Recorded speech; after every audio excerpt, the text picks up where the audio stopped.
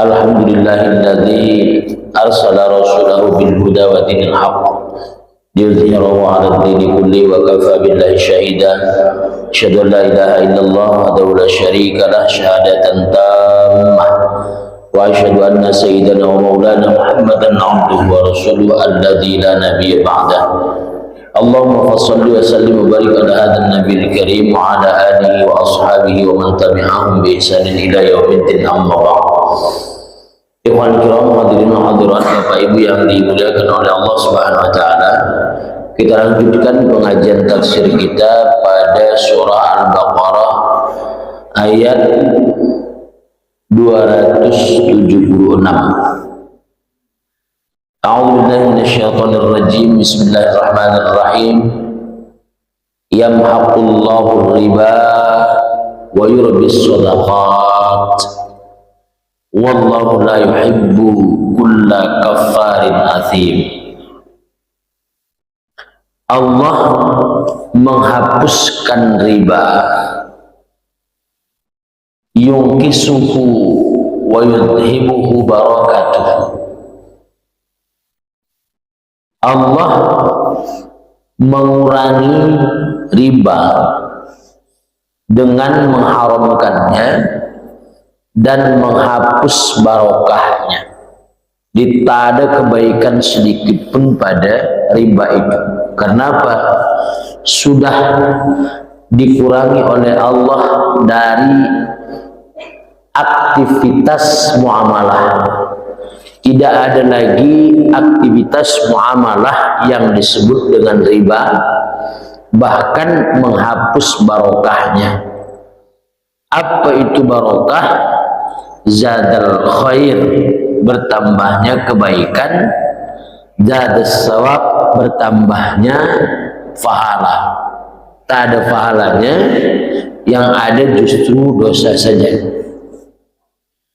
Wa yurbis shadaqat, dan menyuburkan sedekah. Yaziduha wa yanmiha wa yudha'afu sawabuha, yakni menambah keberkahan dari harta itu, menumbuhkan harta. Jadi kalimat menumbuhkan harta ini adalah memperbanyak hartanya. Memang secara logika, matematika, akal, pikiran manusia, ya ketika kita berikan kepada orang lain dalam bentuk sedekah berkurang. Logika kita, matematika kita, apa yang ada dalam pikiran manusia secara duniawi. Sebaliknya, riba itu menambah. Coba kita hutangkan 100.000 tambah 110.000, bertambah 10.000. Logika kita bahwa riba menambah harta, sedekah menghabiskan harta. Logika manusia. Karena itu agama bukan hanya sekadar logika. Ada langit yang mengatur bumi, ada kekuasaan Allah, ada kekuatan dari Allah untuk mengatur segalanya.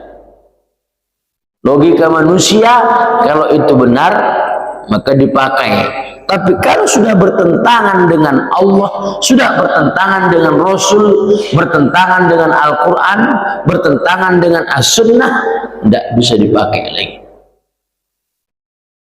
Secara matematis, logika kita, riba itu menambah harta, sedekah mengurangi.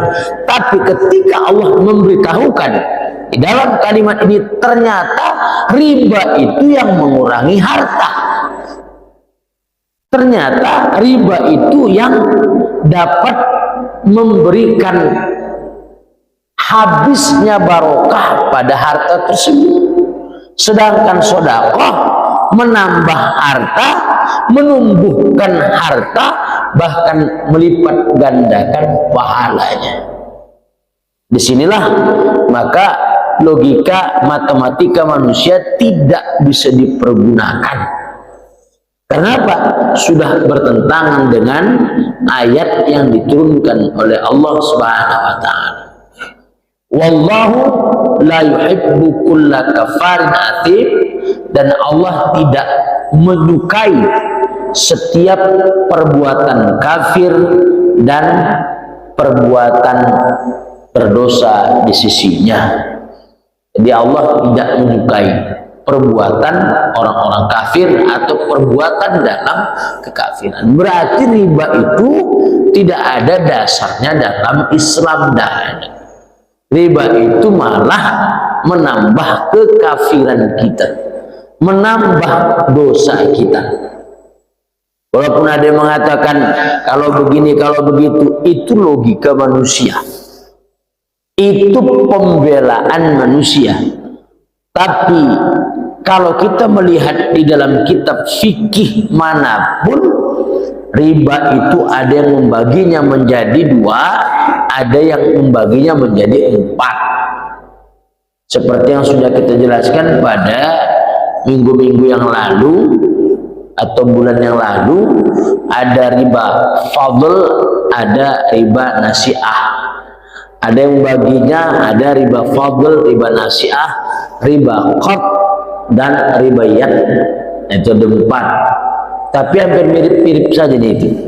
Satu pertukaran barang sejenis tapi ada kelebihan, satu karena hutang ada kelebihan. Makanya dalam Islam itu dikenal dainun wa qardun. Kalau dainun itu hutangnya hutang barang, boleh dicicil, tapi tidak boleh ada penambahan di dalam hutang itu kecuali memang jual beli dalam bentuk cicilan. Ini berapa sepeda motormu? 10 juta. Boleh ku cicil sepeda motormu ini? Boleh. Yang namanya muamalah pasti kita ingin untung. Mungkin dulu kita mengambil sepeda motornya harganya 7 juta. Kita cicilkan sama orang lain 10 juta, untung 3 juta. Tak apa-apa, tak apa-apa. Itu hutang namanya, hutang juga, tapi dain namanya, dainun. Hutang dalam bentuk cicilan barang. Tapi kalau hutang dalam bentuk cicilan uang namanya qardun, itu yang tidak boleh. Hutangilah uangmu, nanti lebihkan ya. Berapa? 7 juta. Nanti kau pulangkan sama aku 10 juta. Hutang dia, tapi dalam bentuk uang. Kalau tadi dalam bentuk barang, dalam bentuk uang namanya qardun. Sama-sama dia memiliki keuntungan 3 juta. Tadi sepeda motor untungnya 3 juta, uang untungnya 3 juta. Tapi yang satu disebut muamalah dain. Muamalah dalam bentuk hutang barang, dan itu barokah jual beli walaupun hutang, bentuknya dain. Yang satu itu muamalah yang terlarang, diharamkan oleh Allah, bentuknya qardun, hutang uang, dan dia punya keuntungan sebanyak 3 juta. Itu yang berbeda antara dain dengan qardun tadi itu. Qardun kalau pinjamnya tidak berbunga tak apa-apa, hutangnya tidak berbunga tidak apa-apa. Tapi kalau qardun ada bunganya, itulah yang disebut dengan riba. Sebelumnya dia sudah pernah ngasih uang kasih sayang belum? Belum. Riba itu nggak boleh. Kenapa? Di zaman Rasul ada yang begitu. Ya Rasul, aku hutang uang sama dia, kemudian ku kasih dia hadiah. kata Rasul, sebelum hutang ini kau ada kasih hadiah sama dia belum? Tak ada, karena hutanglah kasih hadiah. Jangan kau lakukan, sesungguhnya itu suhtun, kata Rasul. Itu riba. Nggak usah terima kasih. Kan gitu. Dan begitu. Itu hadis khusus itu dari Rasulullah Shallallahu Alaihi Wasallam yang mengatakan tentang itu. Tapi kalau misalnya sudah biasa dia memberikan hadiah, sudah biasa, enggak pun karena hutang itu sudah saling memberikan hadiah. Datang ke rumah bapak tuh kasih hadiah, Pak, aku bawakan nih, bawakan ini. Tiba-tiba hutang, ya biasa. Kalau itu tidak ada masalah. Tidak pun dia hutang, dia pun berikan hadiah. Hutang ya udah biasa, sebelumnya sudah berikan hadiah. Maka ditanya Rasul, sebelumnya kau sudah pernah berikan hadiah sama dia? Belum. Karena hutang itulah jangan lakukan, kata Rasul. Itu riba. Iya. Iya. Untungnya. Ya itu riba tadi. Kalau syirkah berbeda. Syirkah itu berkongsi dalam usaha, itu berbeda.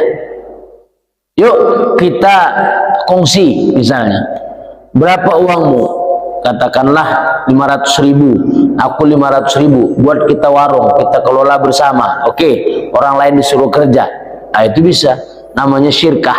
Tapi kalau misalnya mintalah pinjam dulu uangmu, misalnya, iya, iya,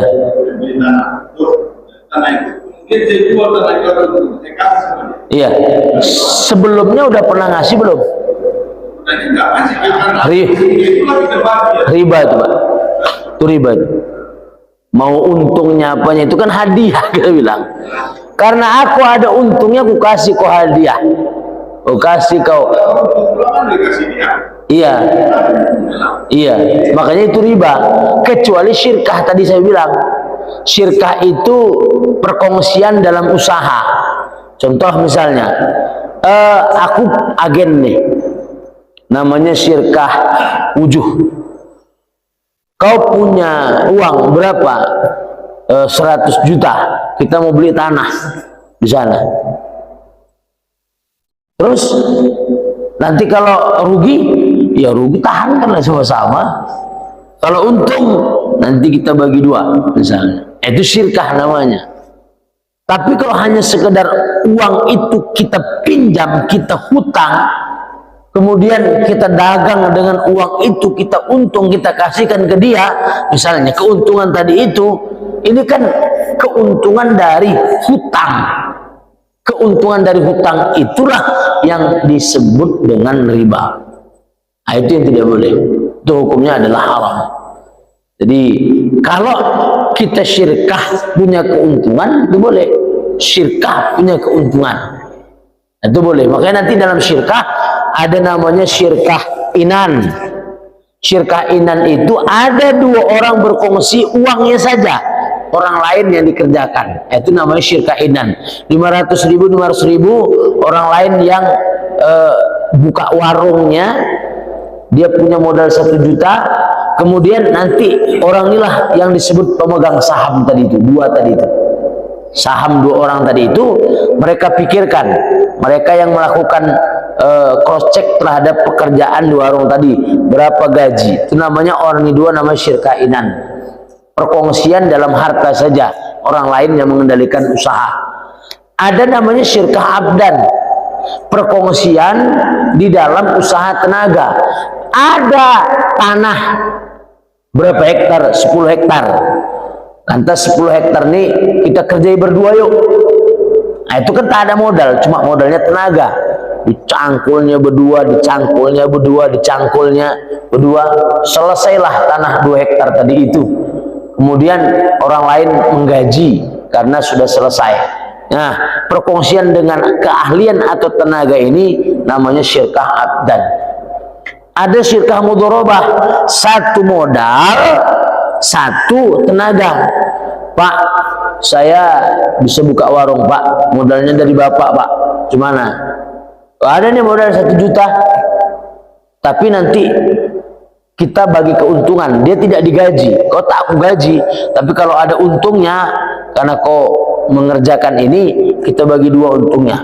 Setiap bulan dicek berapa keuntungan, itu dibagi dua, dia tidak digaji. Ya kalau dalam satu bulan itu untungnya 1.500.000, untungnya 300.000 dalam satu bulan, 150.000, 150.000. Kalau tak ada keuntungan, yang kerja, kalau bahasa Melayunya nyenging namanya, tak ada dia. Yang punya modal pun tak ada, ya udah diam. Kalau gaji kan tidak begitu. Kalau gaji mau tumpur toke, mau untung toke, aku tetap gajian sebulan 1.500.000. Nggak mau tahu pekerja. Tapi kalau syirkah mudharabah nggak bisa. Dia memang dikasih gaji, tapi gajinya berdasarkan pada keuntungan. Itu namanya syirkah mudharabah. Ada lagi syirkah wujuh. Bawa barang dulu kita, nanti belakangan bayarnya. Itu namanya syirkah wujuh. Bapak punya apa? Aku punya barang-barang nih, sepeda motor, kau bawa dulu. Berapa dari bapak? Sepeda motor nih harganya 6 juta, sama aku 6 juta, terserah kau mau jual berapa. Nah, itu namanya syirkah wujuh. Jadi ada 4 itu saja syirkah itu. Kalau gabungan dari semuanya nanti itu namanya syirkah mufawadah, gabungan dari semuanya. Sehingga kalau kita hutang dengan orang lain, yaitu tetap hutang, balikkan sesuai dengan yang kau hutangi, namanya qardun. Qardun itu bukan aktivitas muamalah, tapi aktivitas muawanah. Kalau dainun itu aktivitas muamalah, hutangnya, karena ada barang yang dihutangkan, dicicil. Tapi kalau qardun bukan aktivitas muamalah, tapi muawanah, saling membantu. Itu dia. Itu dalam Islam dibagi itu. Qardun dengan dainun. Qardun hutang uang yang tidak boleh ada keuntungan di dalamnya. Dainun hutang barang, memang ada keuntungan di dalamnya. Nah, begitu Pak. Mobil boleh Ya? Boleh. Cuma itu tadi yang kita sayangkan, hampir semua perusahaan leasing memiliki dua akad. Dua akadnya bagaimana? Pertama, kalau mobil ini ku kreditkan sama di kau, kalau kau bisa bayar, cocok. Kau nunggak, ada denda. Nunggak dengan denda itu yang tidak boleh. Nah, itu riba lagi tuh. Nunggak dengan denda. Tanggal berapa kau bayar? Tanggal 5. Ternyata dia bayar tanggal 8. 3 hari kau nunggak. 1 hari kau menunggak bayar, maka dendanya sekitar entah 5%. Itu riba lagi tuh. Pendapatan non ini kacau bahasanya nih. Non halal pula ya. Kalimat non halal itu akhirnya menjadikan kita memang ada pendapatan yang tidak halal. Itu yang kita khawatirkan.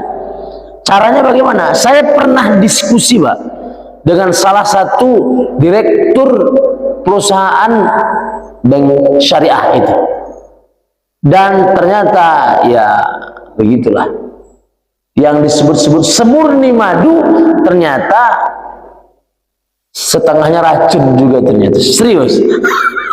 Setengahnya racun. Makanya memang ya akhirnya kemudian dia mengatakan, ya kalau halal-halal kali 100% Ustaz ya nggak ada lah katanya. Diam saya waktu itu. Oh, saya bilang gitu aja. Ya begitulah. Saya juga tidak tahu mengatakannya dengan perusahaan itu, tapi saya pernah berdebat sama dengan Bapak. Pernah berdebat berkaitan dengan persoalan itu, dan ternyata ujungnya dia mengatakan begitu. Itu salah satu oknum direktur pada sebuah perusahaan bank syariah mengatakan seperti itu. Kalau halal-halal kali tak ada lah Pak. Padahal iklannya semurni madu. Ini gimana ceritanya tuh Pak? Kalau bahasanya, ayo kamu ditokohin. Ditokohin. Labelnya halal, labelnya syariah, ternyata di dalam juga tidak 100% syariah. Khawatir saya nanti ada apa namanya pamflet pelacuran syariah, khawatir saya itu lama-lama nanti itu, oh ini pelacuran yang dibolehkan ini, caranya bagaimana, ada walinya, entah siapa walinya. Kan itu terjadi kan, nikah kontrak itu di salah satu daerah di Indonesia itu dianggap halal. Oh, dianggap halal nikah kontrak itu, ada walinya, ada. Iya, walinya siapa ya? Gimana? Iya, walinya juga kontrak. Itu nanti disebut dengan pelacuran syariah, itu mah kacau kita sudah. Ujung-ujungnya syariah, tapi ternyata itu cukup mengkhawatirkan. Ya. Orang pangkat di syariah ulama. Iya.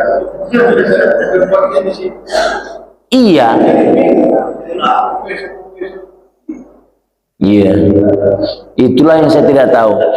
Maaf Pak, misalnya kadang-kadang begini, ada suara ulama yang lantang itu dipendam, tapi suara ulama atau ustadz yang bisa disetir itu dia naikkan. Ini jadi persoalan kita sekarang. Contoh ini, contoh ada pembuatan patung dengan nilai triliunan. Siapa yang bicara? Ulama yang menjadi wakil presiden kita pun diam, bukan tanggung ilmunya. Patung itu, ya Allah, seluruh ulama sepakat hukumnya haram. Walaupun disebut patung Soekarno sebagai founding father, siapa yang bersuara? Beberapa segelintir orang aja bersuara, yang lain. Itu yang menjadi persoalan kita. Jangankan masalah ini nih. Ya.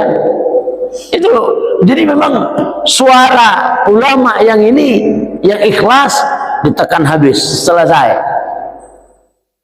Suara ulama yang ikhlas, nah itu yang jadi persoalan kita. Memang akhirnya ya sudahlah.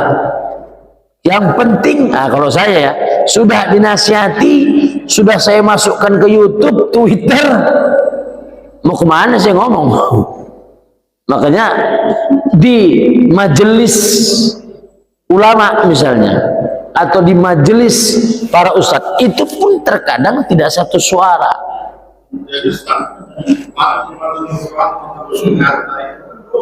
Iya. Iya. Iya. Iya. Iya, betul. Tanya sama orang itu, Pak. Kenapa kok lain buat? Iya, betul. Ya. Enggak minta, cuman orang yang buat patung nanti dimasukkan oleh Allah ke dalam neraka jahanam. Ketika dia tidak bisa membuat nyawa, Allah suruh dia buat nyawa, atau patung itu diberi Allah nyawa, dan dialah yang akan menyiksa orang yang membuat patung, orang yang membuat gambar yang bernyawa itu. Hadisnya sahih, banyak hadisnya, salah satunya riwayat Imam Ahmad. Sahih itu, dan seluruh ulama sepakat.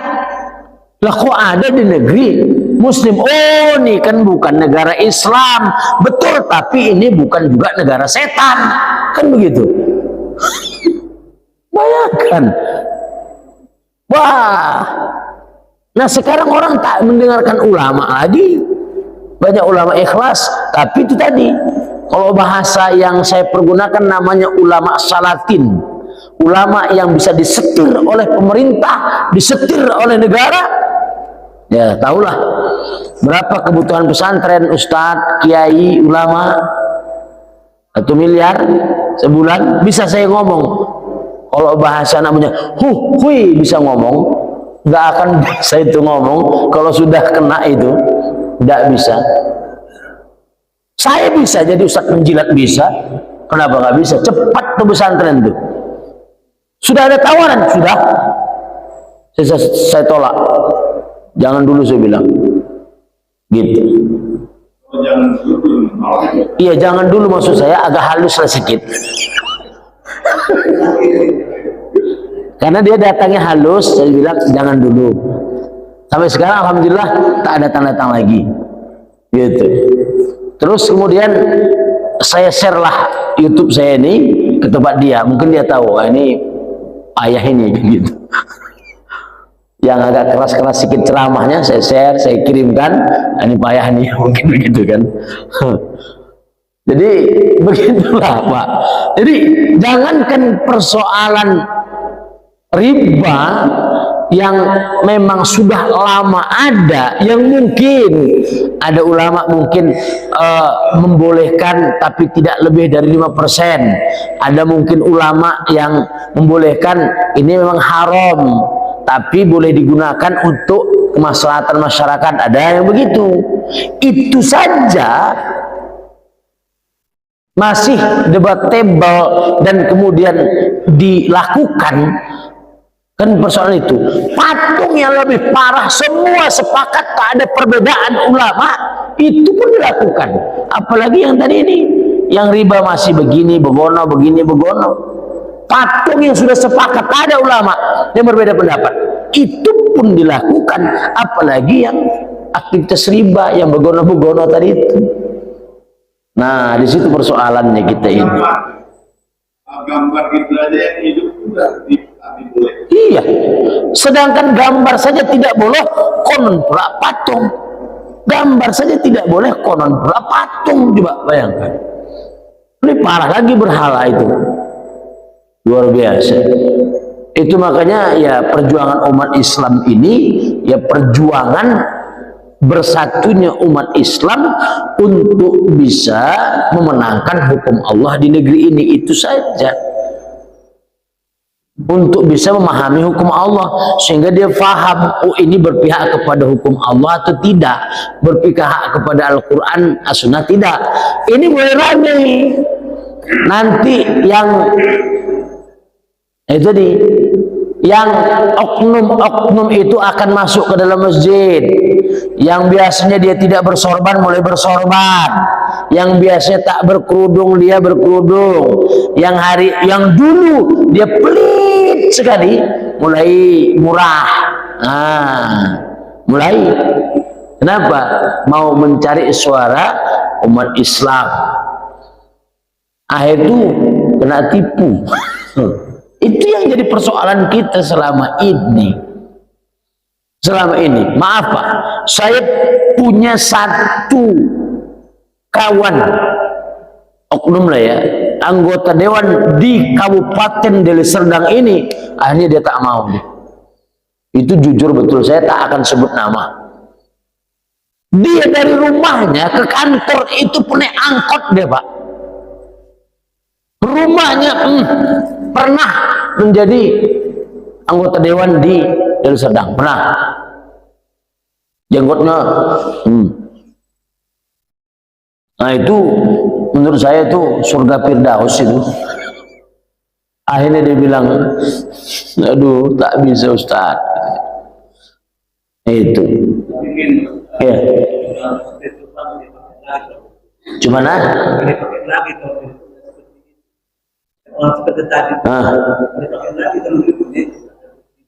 emak-emak senang pula dapat beras, dibagi-bagi beras, serangan fajar, pokoknya sama aku, siapa yang ngasih banyak itulah yang kupilih.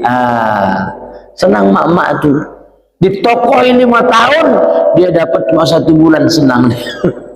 Ayah itu pun senang dia. Becak-becak nanti datang tuh. Tak ada lagi money politik, apa pula tak ada. Dari mana cerita tak ada? Saya ini Ustaz, cuma ini, apa namanya itu kok mengeluarkan duit? Dalam bentuk ini, dalam bentuk apapun, selama ini dia tidak melakukan itu, tapi sekarang melakukan itu. Mulailah kadang-kadang pihak yang di sana tuh menuduh jangan pakai agama untuk ini. Halah, dia pun pakai itu juga. Masuk juga dia ke perwiritan, masuk juga dia ke masjid, masuk juga dia ke majelis taklim, sama aja. Iya, iya, iya pula. Iya.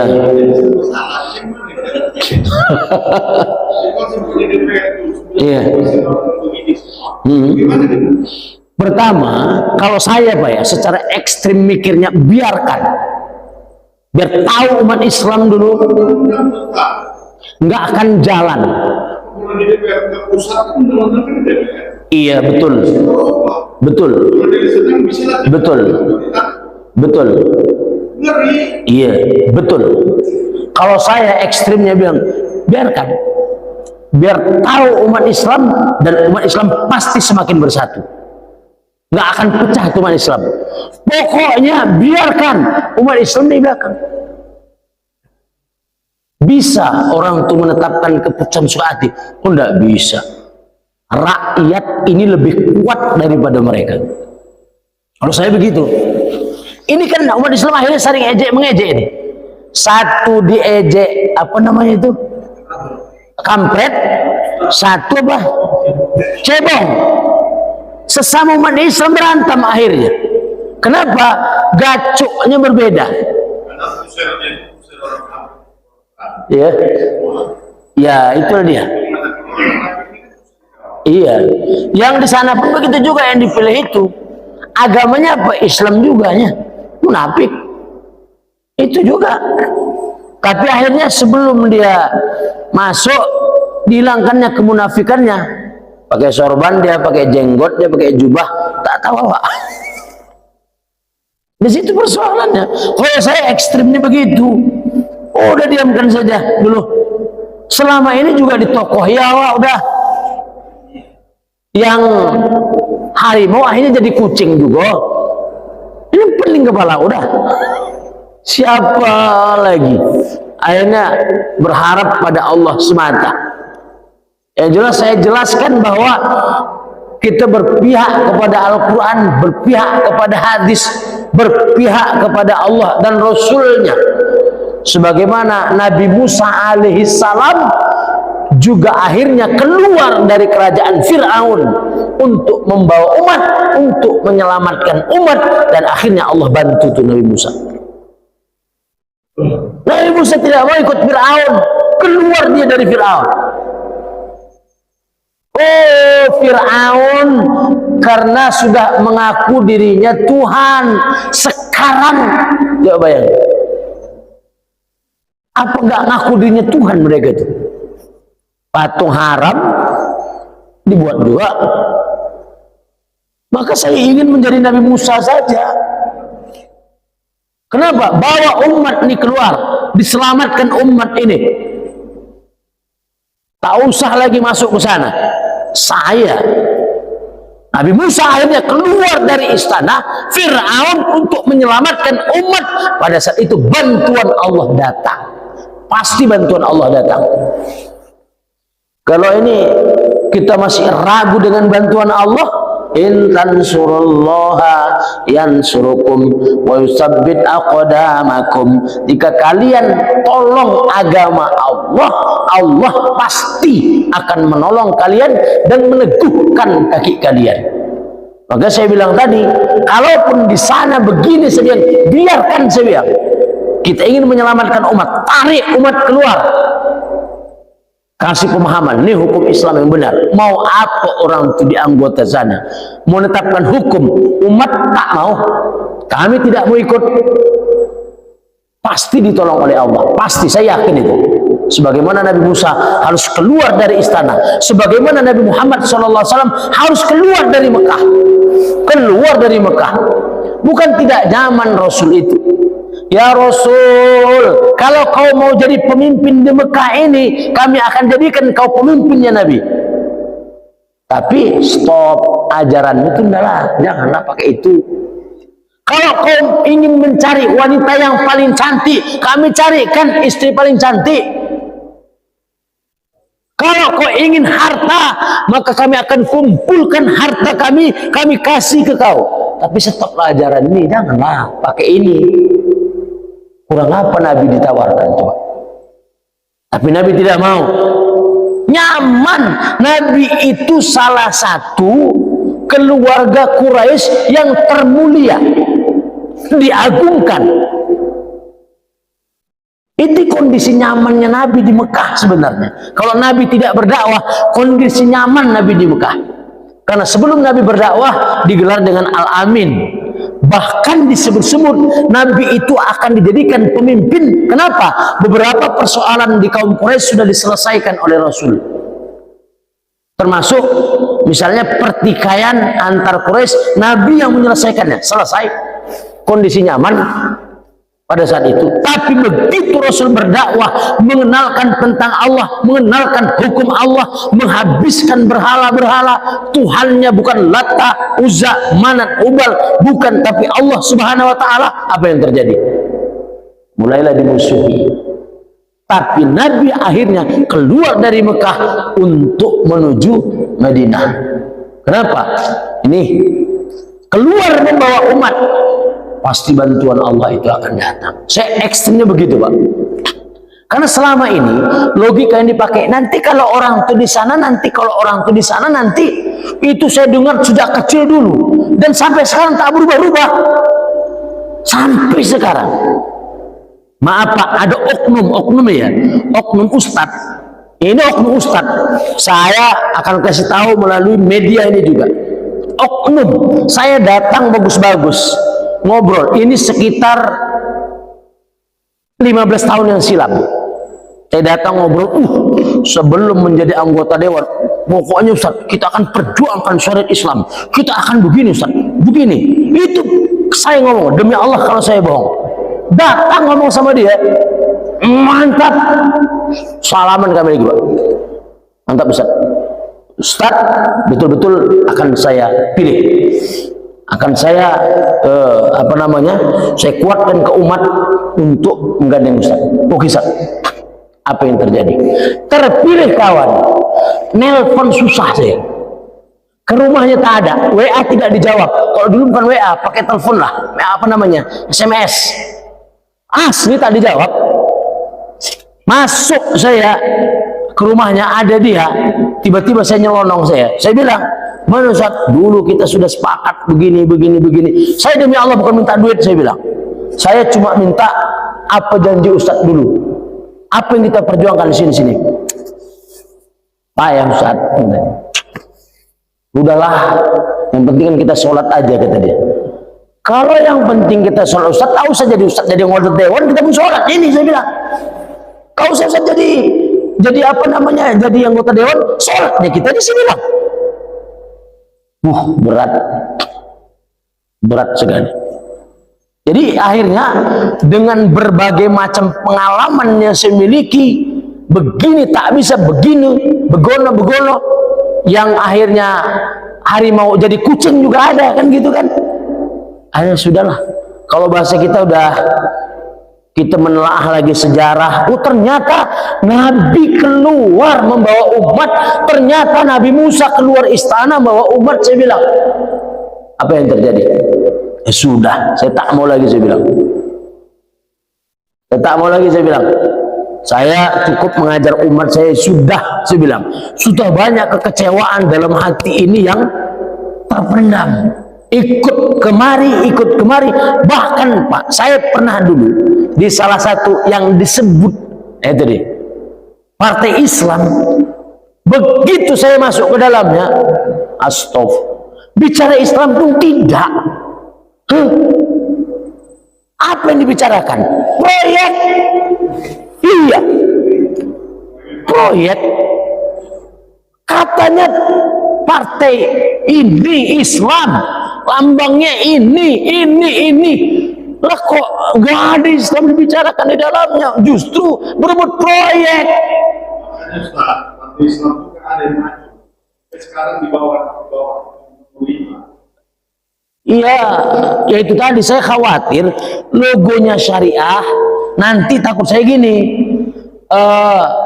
daging babi cap Ka'bah misalnya, takut saya tuh.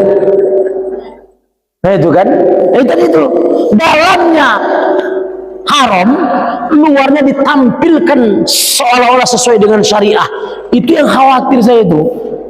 Ya tadi itu pelacuran syariah. Apapun di situ juga ya kan. Jadi daging babi misalnya, cap masjid misalnya. Daging babi cap bintang 5. Apapun capnya bagus kok. Kan berani ibu itu. Babi pakai bismillah. Itu tadi tuh. Kacau kita udah. Makan daging pakai bismillah. Oh itu lepak. Itu yang saya khawatirkan tuh. Itulah yang terjadi.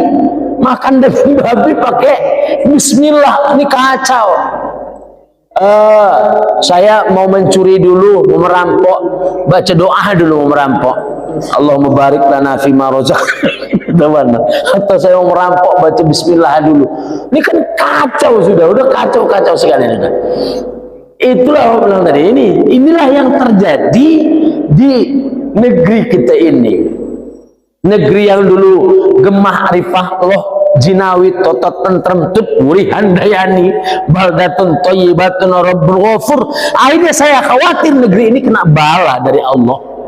Tadi ulamanya diam, justru semakin di atas ya nggak peduli. Ya ini kok diam, anehnya begitu. Allah alam lah. Ini masalah persoalan patung nih, harusnya semua bersuara. Persoalan riba bersuara. Sekarang sudah ada mulai komunitas-komunitas. Bahkan kemarin ada orang yang bertransaksi dengan dinar dan dirham itu dipersekusi. Nah, ini jadi memang kekuatan negara itu penting, tetapi mekanisme yang dilakukan hanya untuk menguatkan sistem yang tidak sesuai dengan Islam. Itu yang jadi persoalan. Gitu. Maka saya belajar dari sejarah, bertanya kepada beberapa ulama.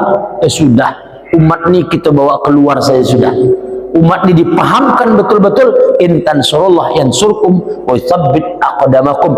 Kalau nilai, kalau jiwa kita tulus, ikhlas, memang ingin mengamalkan perintah dan larangan Allah, pasti Allah akan bantu. Bentuk bantuannya seperti apa? Oh, kita juga tidak tahu. Rasulullah SAW dalam peperangan Badar jumlahnya cuma 313 orang, musuh 1000 orang, senjata pun tak lengkap, mereka senjata lengkap. Logikanya dari mana bisa menang? Nggak akan bisa. Tapi bantuan dari Allah datang. Allah mengirimkan malaikat untuk membantu Rasul dalam peperangan Badar. Perang Mu'tah lebih parah lagi. Jumlah kaum muslimin itu cuma 3000, jumlah orang kafir 200.000. 1 banding berapa itu? Logikanya bisa menang? Tidak bisa.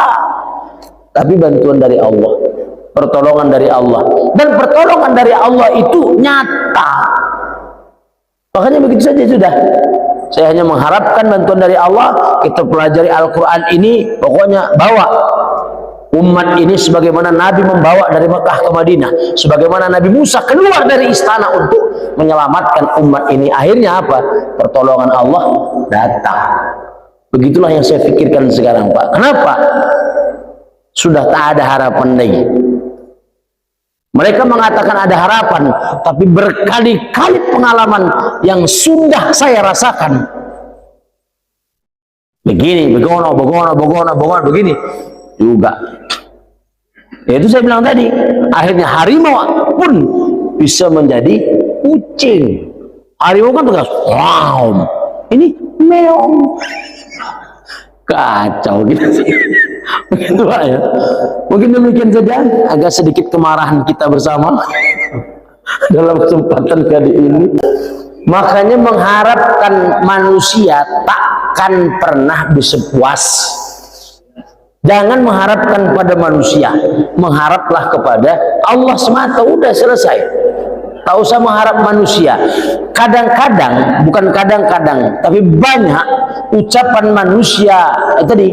Besok A, hari ini B. Hari ini B, besok C. C, D lagi. Begini. Kalau berbeda pendapat itu boleh asal dalilnya ada tidak. Saya tidak langsung menohok kepada apa yang Bapak bicarakan. Saya ingin memberikan gambaran yang luas saja bahwa siapapun yang berbicara A, B, C, D ada tidak dalilnya, ada tidak pengalamannya, ada tidak dari kitab-kitab yang muktabar. Ya, ditelaah, kemudian didiskusikan. Nah, dalilnya mana? Saya bilang tadi, saya akan mengajak keluar umat ini karena saya sudah melakukan pentelaahan dari pengalaman-pengalaman tadi itu. Nah, kalau kemudian Bapak bilang tadi bahwa ada seseorang yang memiliki perusahaan tunggal, anaknya berapa tadi? 5. Anaknya 5. Hah? Iya. Dikasihnya cuma ke satu aja. Jadi yang meninggal belum dibagi ini. Oh, belum dibagi. Jadi kan kata Ustaz yang semalam, anak si yang almarhum ini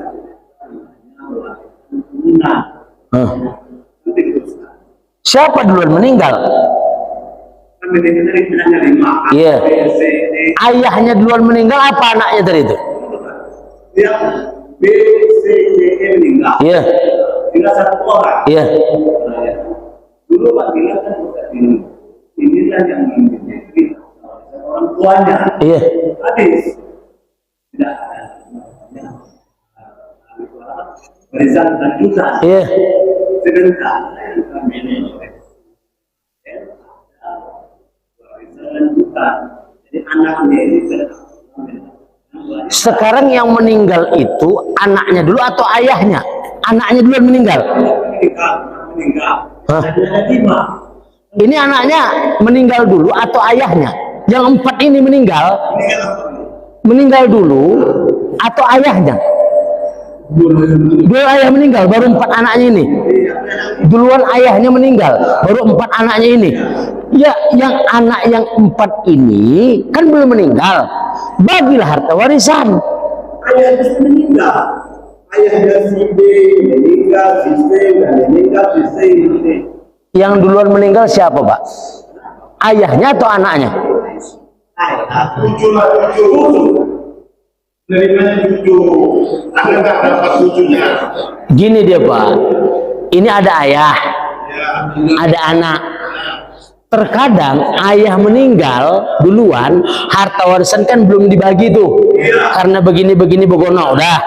Kemudian meninggallah anaknya yang 4 tadi belum dibagi harta warisan kan? Semuanya dapat itu karena ayahnya duluan meninggal. Kan ini kan cuma terlambat saja, terlambat dalam membagi harta warisan. Tapi kalau anaknya duluan meninggal, ayahnya masih hidup. Meninggal, ayahnya masih hidup. Meninggal anak yang 4, tinggal sebiji. Semua putus, cuma satu lah. Laki-laki, dia menguasai seluruh harta ayahnya. Kalau itu betul. Gimana? Iya, kalau ayahnya duluan meninggal, yang 4 belum meninggal. Setelah itu meninggallah ini, tinggal satu yang hidup. Ini dapat semua, karena ayah duluan meninggal.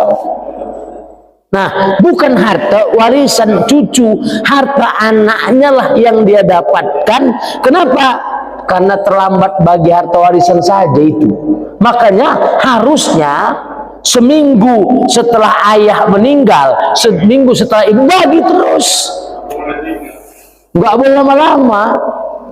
Kalaupun misalnya lama, mungkin ada rumah yang belum terjual, tapi sudah tahu pembagi warisannya apa. Kalaupun misalnya nanti meninggal anaknya, misalnya tahu, oh ini harta emakmu dulu yang dapat dari ayahnya.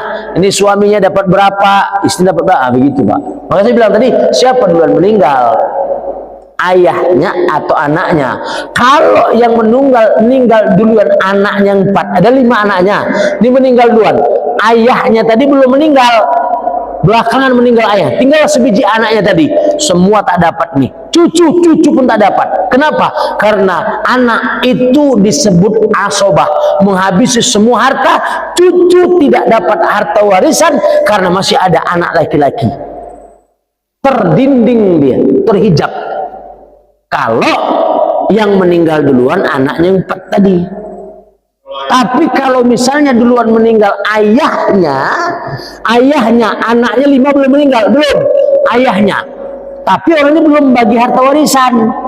Rupanya meninggallah si B, C, D, E, ayah meninggal duluan. Ini semua dapat.